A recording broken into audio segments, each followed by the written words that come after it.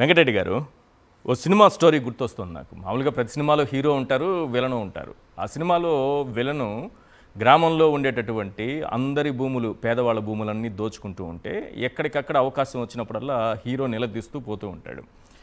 Interval తర్వాత ఒక సీన్లో ఆ విలన్ ఏం చేస్తాడంటే తన పెంపుడు కుక్కల్ని హీరో పైకి పంపిస్తాడు. ఇప్పుడు హీరో రోజు పెంపుడు కుక్కలతో ఫైట్ చేయాలా, లేకపోతే విలన్తో ఫైట్ చేయాలా?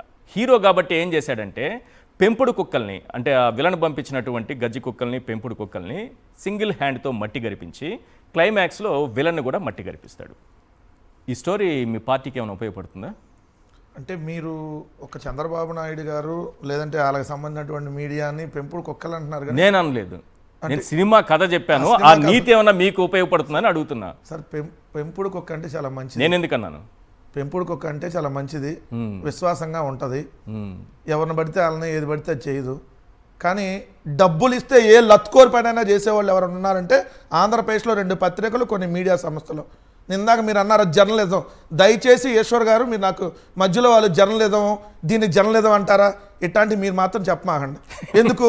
ఆ ఏబిఎన్ అంటే ఎనీ టైం బ్రోకర్ నెట్వర్క్. డబ్బులు ఇస్తే చంద్రబాబు నాయుడు గారు ఏ లత్కోరు పనైనా చేస్తే ఆ హెడ్డింగ్లు పెట్టారు. వాళ్ళు జగన్మోహన్ రెడ్డి గారి మీద ఒకరి మీద పెట్టరు, దేవుడి మీద కూడా పెడతారు. వాళ్ళు తిరుమల లడ్డులో జంతువుల కొవ్వు, పంది కొవ్వు, వీళ్ళ బొందల కొవ్వు అని హెడ్డింగ్లు పెట్టాడు. మనిషి పుట్టక పుట్టినాడా? వాళ్ళు జర్నలిజం నడుపుతున్నారా? వాళ్ళు టీవీలు, పత్రికలు నడుపుతున్నారంటారా?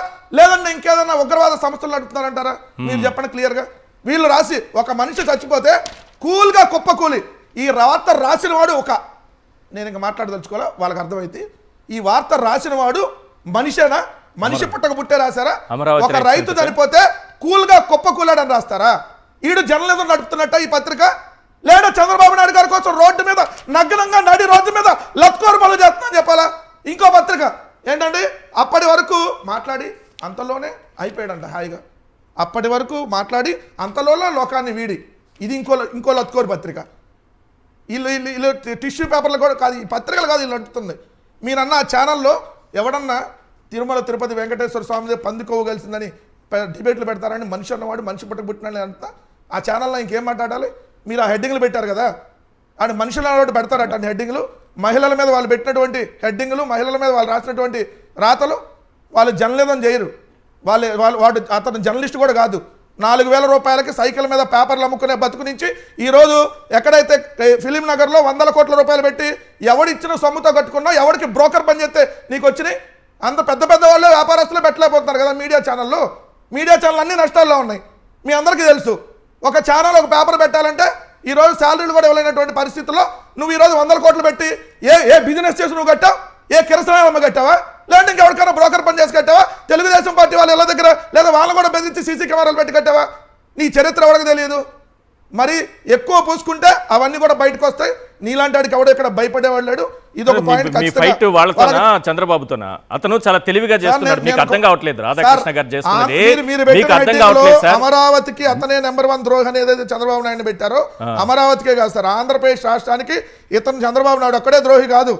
చంద్రబాబు నాయుడు, పవన్ కళ్యాణ్, ఆ కూటమి నాయకులు, ఆ 2 పత్రికలు, ఆ మీడియా సంస్థలు, ఇవన్నీ ఒక రాబందుల గుంపు. ఈ గుంపు ద్రోహులు. ఒక్కడే ద్రోహి కాదు, వీళ్ళందరూ కలిసి కట్టినటువంటి ద్రోహులు. చెప్పాను కదా, చంద్రబాబు నాయుడు గారు తలకాయలు 10 తలకాయలు పెట్టుకుని, ఒక తలకాయల పేపర్ని, ఇంకో తలకాయల టీవీలని, ఇంకో తలకాయల రాజకీయ పార్టీలని, ఇంకో తలకాయలో ఏదైతే పెయిడ్ అనలిస్ట్, ఇంకో తలకాయలో యూట్యూబ్ ఛానల్ పెట్టుకొని ఏదైతే విషం చిమ్ముతారో, ఈ విషపు గుంపు పోవాలి. ఈ గుంపు పోతేనే మేము అన్నట్టు చచ్చిపోమంటల్లా. మీరు ఉండాలి, మా విజయాన్ని మీరు చూసి కుళ్ళి అట్లానే కుళ్ళి ఉండాలి. అదే మేము కోరుకుంటాం. మీలాగా టీడీపీ చేయాల్సిన ఆన్సర్ ని రాధాకృష్ణ గారు ఎందుకు చేస్తున్నారు? ఒక పత్రిక ఎందుకు చేస్తుంది? ఒక మీడియా ఎందుకు డిబేట్ పెడుతుంది? ఎవరు చేయాల్సిన ఆన్సర్ చేయాలి? ఏం వీళ్ళ ఒరిజినల్ వర్షన్ ఎప్పుడు బయటకు వచ్చింది అంటే 10వ తారీఖు పేమెంట్ అంటపోతే వచ్చింది. అప్పుడు రాస్తారు. ఇది 12వ తారీఖు రాశారు మొన్న. ఏమని? ఇది 11 కూడా ఉంటుందా దానికి? పేమెంట్ అందితే పేమెంట్ అందంగా జగన్మోహన్ రెడ్డి గారి మీద తిడతారు, లేదా చంద్రబాబు నాయుడు అతని మీద కూడా రాస్తారు. వీళ్ళు చూడండి, రాజధాని రైతులు తమ ప్లాట్లు ఇంకా రంగుల కలే. 11/8 10వ తారీఖు పేమెంట్ అందలేదు కాబట్టి తర్వాత రోజు ఇది వచ్చింది, తర్వాత రోజు మళ్ళీ ఇది పోయింది, ఇదేం ఉండదు. మరి అది రాసినప్పుడు అదే మాట్లాడాలి కదా. ఇది ఈ మాట కాదు. ఇప్పుడు మీరు చూపించారు కదా, ఏం రాశారు చెప్పండి. ఇదిగోండి ఏమని ఇంకా రంగుల కలే రాజధాని రైతులు తమ ప్లాట్ లో చూసుకునేది సిఆర్డీఏ వెబ్సైట్ లో కంప్యూటర్ తెరపైనే ఈ చదరాలపై క్లిక్ చేస్తే ఈ ప్లాట్ ఎవరిది ఎంత విస్తీర్ణం అనే వివరాలు తెలుస్తాయి. క్షేత్రస్థాయిలో ప్లాట్ ఎక్కడో తెలుసుకోవాలంటే కుక్కమూతి పిండం ఈ మూర్ఖత్వం విష సర్పం ఎవరు ఇప్పుడు అప్పుడు అమరావతి మీద విషం కక్కినట్టే కదా అది. అప్పుడు రాస్తే రాదు కదా ప్యాకేజీ. అప్పుడు కుక్కమూతి పిండం ఎవరు, మూర్ఖత్వం ఎవరిది, విష సర్పం ఎవరిని కోరలు బేకాలి, ఎవరిని చంపేయాలి ఇప్పుడు? అదే సార్, అమరావతి ఎలాంటి పరిస్థితిలో ఉందో అప్పుడప్పుడు రాస్తారు డబ్బులు అన్నప్పుడు. ఇక్కడ రాశారు ఇంకోటి ఏమని, 2019 ఎన్నికల కంటే ముందే బాగుంది, ఇప్పుడు చంద్రబాబు నాయుడు గారు వచ్చినాక మరీ దారుణంగా తయారైంది, ప్రభుత్వం మారింది, కూటమి సర్కారు మళ్ళీ రాజధానిపై దృష్టి సాధించింది, అయినా 15 నెలలు దాటింది, కానీ 2014-19 నాటి రియల్ భూమి కమ్మేస్తుందన్న అంచనాలు తప్ప విచిత్రం ఏంటంటే అంతకు ముందున్నంత ధరలు లేవు, కొనేవారు కనిపించట్లేదు. ఇవన్నీ వీళ్ళు రాసినప్పుడు ఈ రోజు రాశారు సార్, రాసిద్దరు సిట్టింగ్ వేయకుండా రాశారు, లేకపోతే సిట్టింగ్ ఎక్కువే రాశారు తెలియదు. జగన్ గారు అన్న మాటలు వాళ్ళకి ఒకరికేమో ఒక రకంగా అర్థమైంది, ఇంకొకరేమో ఇంకో రకంగా రాశారు. ఈనాడు రాసింది చూడండి, ఆ మహానగరాలన్నీ నది పక్కనే ఉన్నాయి, అందుకని అమరావతి మహానగరం కూడా నది పక్కనే ఉంటది అని ఈనాడు రాశారు. ఆంధ్రజ్యోతి వచ్చేటప్పటికి అసలు రివర్ బేస్ ను సృష్టించిన వైసీపీ నేత, అసలు రివర్ బేస్ లోనే లేదు రాజధాని, వీళ్ళేమో రివర్ పక్కనే అన్ని నగరాలు ఉన్నాయి, వీళ్ళేమో రివర్ పక్కన లేదు. ఒకసారి మీరే చూడండి కంపారిజన్. రాత్రి మాట్లాడుకోలేదు ఇద్దరు, రాత్రి మాట్లాడుకోకుండా రాయాలి, ఎక్కువైనా రాయాలి, ఎక్కువలో ఎవరైనా రాస్తారో తెలియకుండా రాయాలి. నేను ఇంకేం వాళ్ళని కుక్కమూతి పిందలేదు, సరిగ్గా ప్లాన్ చేసుకోలేదా? సరే ఈ ఒక్కటి ప్లాన్ చేసుకోవాలా? లేకపోతే చూడండి సార్, ఏదో ఆంధ్రజ్యోతి, ఇక్కడేమో అసలు నగరాలన్నీ ఢిల్లీలో యమునా నది అని, లేదంటే మిగిలిన ఏదో లండను, ఏదో కైరో, మాస్కో, ఈ ప్రపంచంలో నగరాల పేర్లన్నీ రాశారు. మరి ఇప్పుడు చెప్పండి, ఎవరు విషయం చెమ్ముతుంది, ఎవరు మీ ఇష్టం అన్నట్టు రాతలు రాస్తుంది? జగన్ గారు చెప్పింది ఏంది? సింపుల్ గా ఒక నిమిషంతో మాట్లాడి తెలుస్తున్నారు. అమరావతి అనే దానికి మేము ఎప్పుడు వ్యతిరేకం కాదు.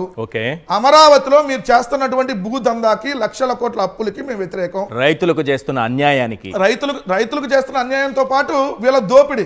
ఇప్పుడు మీరు అన్నట్టుగా ఇప్పుడు 47,387 కోట్లు ఈ 18 నెలల కాలంలో తెచ్చారు, అంతకుముందు 5,500 కోట్లు తెచ్చారు, మొత్తంగా దాదాపుగా 52,987 కోట్లు అంటే 53,000 కోట్లు తెచ్చారు. ఏదైతే 1,00,000 ఎకరాలు ఇప్పుడు భూములు సేకరిస్తున్నారు, మొత్తం ఇంటూ 2 కోట్లు వేసినా 2 లక్షల కోట్ల రూపాయలు కేవలం రోడ్లు, డ్రైనేజ్, ఎలక్ట్రిసిటీకి అవుతాయి. మళ్ళీ బిల్డింగ్లు కట్టాలి, ఇవన్నీ అప్పులు చేసుకొచ్చి కట్టాలి. దాన్ని కట్టడానికి మొన్న వచ్చిన తర్వాత చూడండి సార్, ఇక్కడ మీరు అన్న వరద పనులకు సంబంధించి నరేంద్ర మోడీ గారు వచ్చినప్పుడు శంకుస్థాపన చేపించారు. 5,934 కోట్ల వ్యయంతో 13 ప్యాకేజీల్లో కొండవీటి వాగు, పాలవాగు, గ్రావిటీ కణాలు, వరద నీటి మళ్లింపు కోసం 5,900 కోట్లు అంటే 6,000 కోట్లు మన శంకుస్థాపన చేపించింది. ఈ 6,000 కోట్లతో ఎన్ని మెడికల్ కాలేజీలు వస్తాయి, ఎన్ని బిల్డింగ్లు వస్తాయి? అదేదో తీసుకెళ్లి నాగార్జున యూనివర్సిటీ దగ్గర 6,000 కోట్లు పెడితే రాష్ట్ర రాజధాని పూర్తయింది కదా. ఈ 6,000 కోట్లు రోజు నీళ్ళెత్తితోటి పోసే బదులు ఆ నాగార్జున యూనివర్సిటీ దగ్గర, గుంటూరు, విజయవాడ మధ్యలో జగన్ గారు చెప్పినట్టుగా 6,000 కోట్లు అక్కడ పెడితే ఈ 50,000 కోట్లు అవసరం ఉండదు కదా.